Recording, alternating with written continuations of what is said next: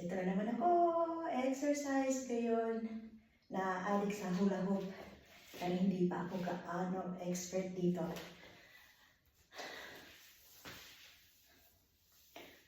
Exercise ulit. Ayan. Kasi lagay ako ng weight. Ito, parang magdi 3 weeks pa lang ako nito. So, kay Maria to, hindi lang ko lang.